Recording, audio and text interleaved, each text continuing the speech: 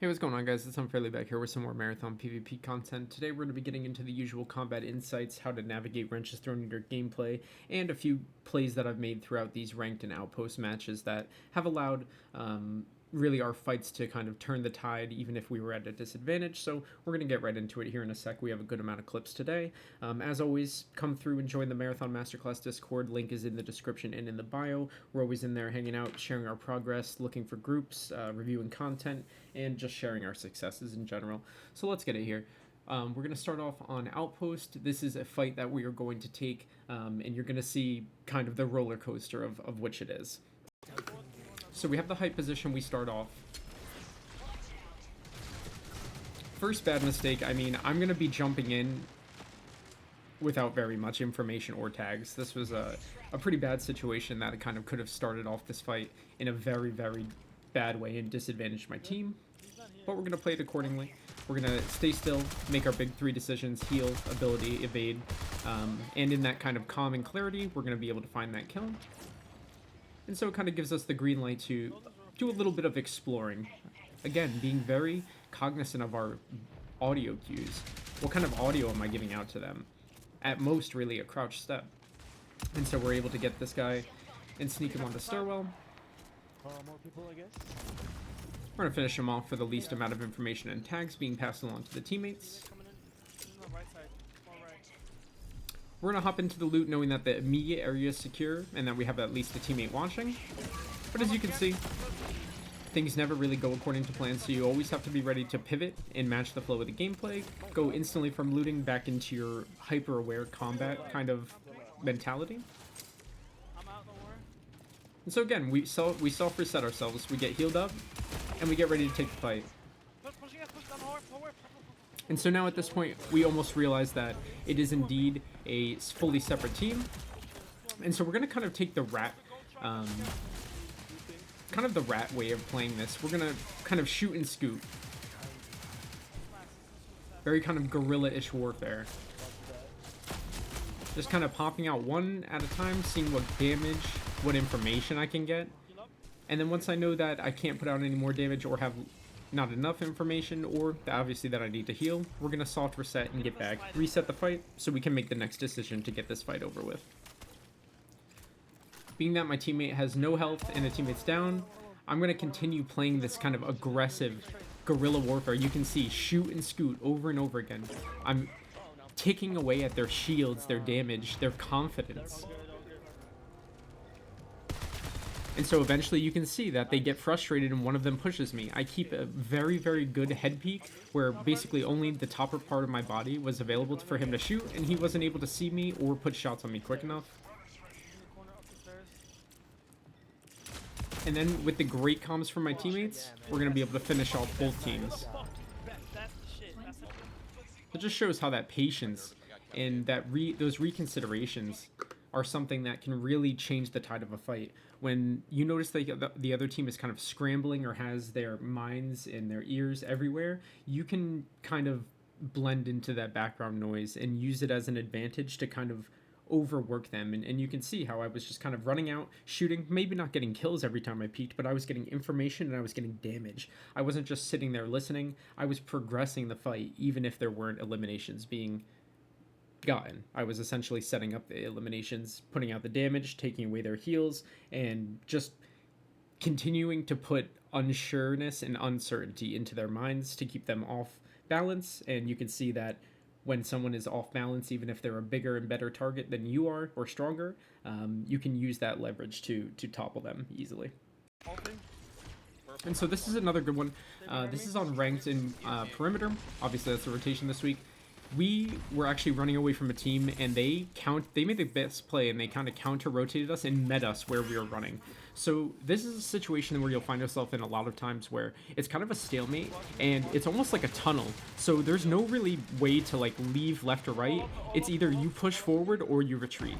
And so these are very kind of awkward scenarios where you almost have to work the stalemate as best as possible. You can see how we're not pushing into grenade range. We're waiting for snipes. We're waiting for damage. We're waiting for them to make the mistake. We're waiting for their over-aggression to make mistakes.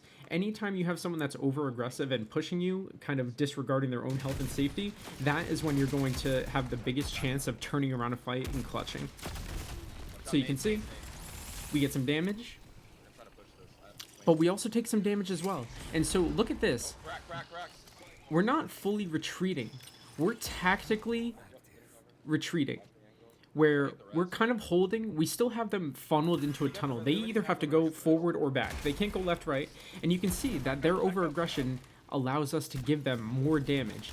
And what do we do in response? We continue to move back, still taking these advantageous peaks where essentially they kind of just made 2 aggressive mistakes and took damage both times. If they make another 3rd aggressive push while we're sitting up here watching this, instantly one of them is going down, at least 2. And so they end up not pushing. And so you can see how kind of those mind games and that timing and holding those angles and kind of forcing that enemy to make the aggressive mistakes. And you can see they didn't learn after the first one, but after the second one, they were like, okay, this team knows what they're doing, and it's almost guaranteed that we die or we lose a team member or two pushing them, kind of being this headstrong or ego pushing them. And so being able to show that you're a competent fighter, and you will punish mistakes is going to make that other team reconsider, even if they have the health or the aggression advantage on you. So this is another ranked clip from Perimeter. We actually, I actually was downed by this team that's in overflow. We ran away. Our teammate ended up getting a kill on the top of the roof. I snuck into the roof, grabbed the loot, including my holotag, and ran back out to them. And so now we hear that they're looking to fight the boss, or they had a little bit of commotion. So we run back to try to take advantage of their distraction. And you can see, with the loadout that I ran in and snuck out, I'm able to go ahead and assist my teammates better in taking some of these enemies out. But like we said, when we have an advantage, as in our teammate got it down, I already ran in there to get this body, and so I kind of know the route that I'm going to take. I know exactly the fastest, most efficient, sneaky way to get to the roof. And I'm going to go up there and work the advantage that our teammate already has it down, and I'm going to try to finish off whoever is left up here hiding and healing.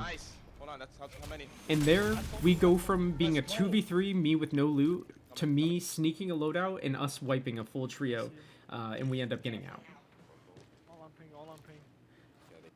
And so just kind of to reiterate, I mean, when you have these advantages, when you get it down, when you have some sort of change that tells you, hey, you're statistically probable to win the fight, you need to work it. If no one else is making that play, you need to do it. I knew that I knew the route to get up there. I was the closest, and so I made the play to essentially push us over the top threshold of winning that fight.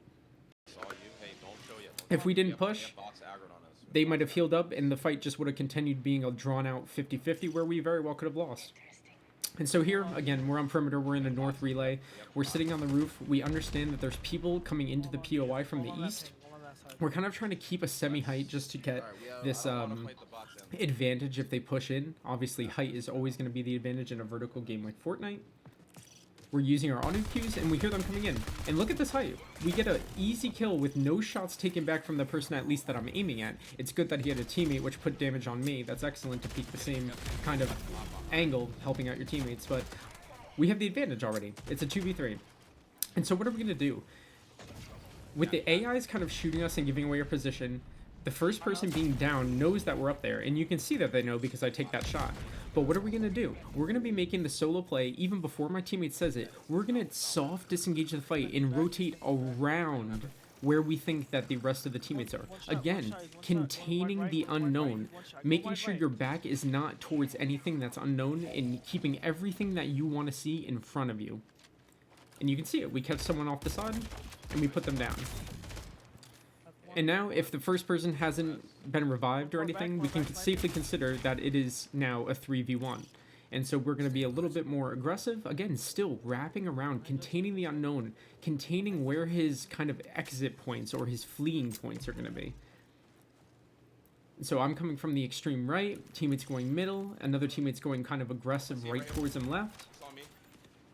Just putting up shots, letting him know that I am there, kind of forcing him, letting him know where he has to, in terms of the enemy, has to, the only really place that he can go is away from my bullets. Yep. And so now we understand that they're hurt, we have the numbers advantage, and we're going to push up. Nice. One. The last one was on the left. I accidentally fumbled, taking out my ability. But again, you see that we do that soft little reset. Even if it wasn't behind kind of a solid cover, we just masked our hitbox a little bit and kind of gave that slight doubt by going behind this thick bush.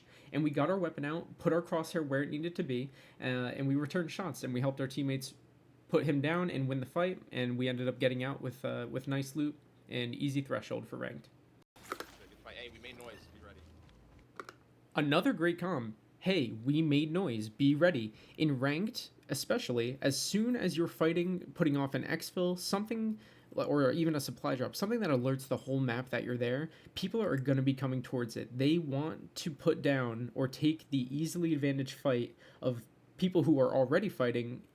They may be weak, and they also may be distracted. So it's very, very good indicators that you should be winning that fight and taking that fight. So here we're in a different match, same POI. We're kind of sitting around on semi-high positions looking for teams, and we end up finding them. So we kind of consider pushing towards them, seeing what they're doing. But the important thing is that knowing when to decommit from your decision. We don't see them anymore. We can make the reasonable assertion that they're either going back south through data wall or they're going to be coming left. And so what do? We don't even have to move that much. All we do is all three of our sight lines shift, and look how we catch these people. We understand that they're going to continue moving. They're not taking data wall, they're not coming towards us, so they're going towards station. And so again, we're going to rotate and meet them. We're not taking any shots, not letting them know that they know that we can see them. And we're going to set up a super important kind of 3-2-1, where everyone who has a sniper is going to count down 3-2-1, and we're going to put shots on target immediately. Very importantly, getting the finish so that they cannot revive and make it back to a fair 3v3. We want to work the 2v3 as much as physically possible. Under me. Brain's good, I downed one. He's dead. Underneath. Yep. I fumble my kind of shadow dive there, but then we put on the shotgun. We know that we're going into a close quarter scenario. And then both of my teammates go down here. That's a point where we think that we have a couple down, but then, of course, the self revives, and of course, having a triage really throws a wrench into your gameplay. You can't always expect someone that you've put down to remain down the entire fight, especially when you've lost sight of them. And so, kind of being prepared, even if you have the advantage or know that it's maybe a 2v3 and they have a one-member disadvantage, always be prepared for the third person to come out of nowhere, as you can see in this fight. Self right now. First floor, ground floor. And again, because the self-revives, we traded there, I didn't have a self-revive. We would have actually lost that fight if one of our teammates downstairs didn't self-revive and ended up clutching this up. But it just goes to show, even with the nerf, in terms of like the rarity and the spawn rates of bubble shields and self-revives, people still have huge stockpiles of these in the bank. So you're going to see them very frequently, just as they have been pre-nerf for quite some time until those kind of stocks are depleted. So you still got to play like everyone is kind of up on the team, even if you know that you've downed and finished someone. You just need to kind of keep that in your head, because even if there isn't the third person up and you've just kept that in your head, you've kept battle ready, you're just going to be pleasantly surprised. There's absolutely no harm in staying ready for the third person, even if they likely are still down. Just keeping that kind of paranoia is healthy. So yeah, I thank you guys again so much for your support. Join the Marathon Masterclass Discord in the link in the bio below or the description. And if you want to connect with me on Twitter, I am unfairly with 2 Ys. Thank you guys so much. Have a great weekend.